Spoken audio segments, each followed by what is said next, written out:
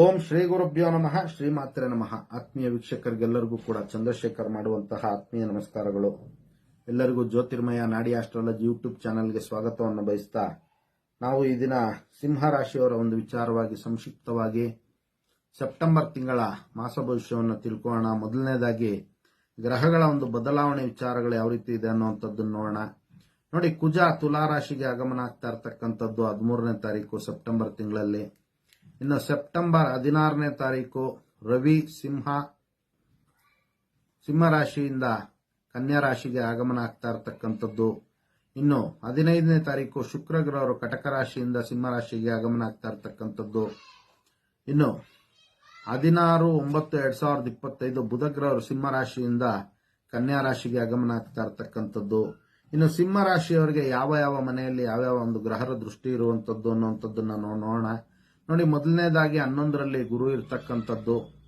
ಇನ್ನು 1 ಮತ್ತು 12ನೇ ಮನೆಯಲ್ಲಿ ನೋಡಿ, ವಿಶೇಷವಾಗಿ ಅವ್ರಿಗೆ ಶುಕ್ರ, ಬುಧ ಮತ್ತು ರವಿ, ಕೇತು ಗ್ರಹರು 15 ದಿನಗಳು 12ನೇ ಮನೆಯಲ್ಲಿ ಇರ್ತಕ್ಕಂಥದ್ದು. ಇನ್ನು 15 ದಿನಗಳು 2ನೇ ಮನೆಯಲ್ಲಿ ಇರ್ತಕ್ಕಂತಹ ಒಂದು ವಿಶೇಷತೆ ಇದೆ ಸಿಂಹರಾಶಿಗೆ. 1ನೇ ಮನೆಯಲ್ಲಿ ಮತ್ತು 12ನೇ ಮನೆಯಲ್ಲಿ ಈ ಒಂದು ಗ್ರಹರ ಒಂದು ಪ್ರಭಾವ ಇರುವಂತದ್ದು. ಇನ್ನು 2ನೇ ಮನೆಯಲ್ಲಿ ನೋಡಿ, ಕುಜ, ರವಿ ಮತ್ತು ಬುಧ ಗ್ರಹರ ಒಂದು ಪ್ರಭಾವ 15ನೇ ತಾರೀಕಿನ ನಂತರ ಬರ್ತಕ್ಕಂಥದ್ದು.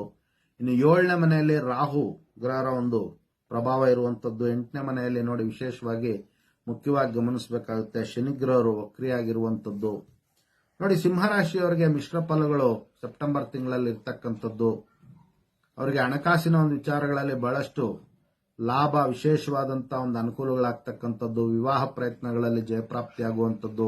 ಈಗಾಗಲೇ ಡೈವರ್ಸ್ ಆಗಿರುವಂತವ್ರಿಗೆ 2ನೇ ವಿವಾಹ ಪ್ರಯತ್ನಗಳೇನಾದ್ರೂ ಮಾಡ್ತಾ ಇದ್ರೆ ಅದಕ್ಕೂ ಕೂಡ ಅನುಕೂಲಗಳಾಗುವಂತ ಒಂದು ಸಾಧ್ಯತೆಗಳಿರುತ್ತೆ. ಇಂದು ಎಕ್ಸ್ಪೋರ್ಟ್ ಅಂಡ್ ಇಂಪೋರ್ಟ್ ಬಿಸ್ನೆಸ್ ಮಾಡುವಂತವರಾಗಿರ್ಬೋದು ಅಥವಾ ಯಾವುದೇ ವ್ಯಾಪಾರ ಕ್ಷೇತ್ರದ ಕೂಡ ಸಿಂಹರಾಶಿಯವರಿಗೆ ವಿಶೇಷವಾದಂತಹ ಒಂದು ಲಾಭಗಳು ಬರುವಂತ ಒಂದು ಸಾಧ್ಯತೆ ಇರುತ್ತೆ. ಆದ್ರೆ ಪಾರ್ಟ್ನರ್ಶಿಪ್ ವ್ಯವಹಾರಗಳು ಮಾಡ್ತಾ ಇರ್ತಕ್ಕಂಥವ್ರು ಸ್ವಲ್ಪ ಜಾಗೃತಿಯಿಂದ ಇರಬೇಕಾಗುತ್ತೆ. ವಿನಾಕಾರಣ ಕಲಹಗಳು, ಅನುಮಾನಗಳು ಬರುವಂತ ಒಂದು ಸಾಧ್ಯತೆ ಇರುತ್ತೆ. ಇನ್ನು ನೋಡಿ, 2ನೇ ಮನೆಯಲ್ಲಿ ಕುಜ, ಬುಧ ಮತ್ತು ರವಿಯ ಒಂದು ಪ್ರಭಾವ ಇರೋದ್ರಿಂದ ಸ್ವಲ್ಪ ಜಾಗೃತಿಯಿಂದ ಅವರು ಮಾತನಾಡಬೇಕಾಗುತ್ತೆ. ಅವರ ಒಂದು ಮಾತುಗಳಿಂದ ಜಗಳಗಳನ್ನ, ಶತ್ರುತ್ವಗಳನ್ನ ಬರುವಂತ ಒಂದು ತಂದುಕೊಳ್ಳುವಂತ ಒಂದು ಸಾಧ್ಯತೆ ಇರುತ್ತೆ. ಎಚ್ಚರಿಕೆಯಿಂದ ವ್ಯವಹಾರ ಮಾಡಬೇಕಾಗುತ್ತೆ. ಇನ್ನು ನೋಡಿ, 8ನೇ ಮನೆಯಲ್ಲಿ ವಕ್ರಿ ಶನಿಯ ಒಂದು ಪ್ರಭಾವ ಇರೋದ್ರಿಂದ ವಾಹನಗಳನ್ನ ಚಲಾವಣೆ ಮಾಡುವಂತ ಒಂದು ವಿಚಾರಗಳಲ್ಲಿ ಬಹಳಷ್ಟು ಜಾಗೃತಿಯನ್ನು ವಹಿಸಬೇಕಾಗುತ್ತೆ. ಅತಿ ಎಚ್ಚರಿಕೆಯಿಂದ ಅವರ ಒಂದು ವಾಹನ ಚಲಾವಣೆಯನ್ನು ಮಾಡಬೇಕಾಗುತ್ತೆ.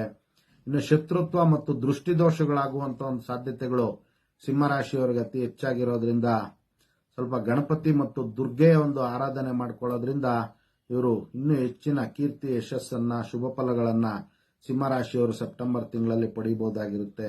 ಇದಿಷ್ಟು ಕೂಡ ಸಂಕ್ಷಿಪ್ತವಾಗಿ ಸಿಂಹರಾಶಿಯವರ ಸೆಪ್ಟೆಂಬರ್ ತಿಂಗಳ ಮಾಸ ಭವಿಷ್ಯ ಆಗಿರ್ತಕ್ಕಂಥದ್ದು. ಎಲ್ಲರೂ ಕೂಡ ನಮ್ಮ ಯೂಟ್ಯೂಬ್ ಚಾನೆಲ್ನ ಸಬ್ಸ್ಕ್ರೈಬ್ ಮಾಡ್ಕೊಳ್ಳಿ. ಅದೇ ವಿಧವಾಗಿ ನಮ್ಮ ಇನ್ಸ್ಟಾಗ್ರಾಮ್ ಪೇಜ್ ಮತ್ತು ಫೇಸ್ಬುಕ್ ಪೇಜ್ ಅನ್ನು ಫಾಲೋ ಮಾಡ್ಕೊಳ್ಳಿ ಅಂತ ತಿಳಿಸ್ತಾ, ಎಲ್ಲರಿಗೂ ಕೂಡ ಜಗನ್ಮಾತೆ ದಿವ್ಯ ಆಶೀರ್ವಾದ ಇರಲಿ ಅಂತ ಮತ್ತೊಮ್ಮೆ ನಾನು ಆರಾಧ್ಯ ದೇವತೆ ಲಲಿತಾಂಬಿಕೆ ಬಳಿ ಪ್ರಾರ್ಥನೆ ಸಲ್ಲಿಸುತ್ತಾ, ಸರ್ವೇ ಜನಃ ಸುಖಿನೋ ಭವಂತು, ಸಮಸ್ತ ಸನ್ಮಂಗಳಾನಿ ಭವಂತು, ಶುಭಮಸ್ತು.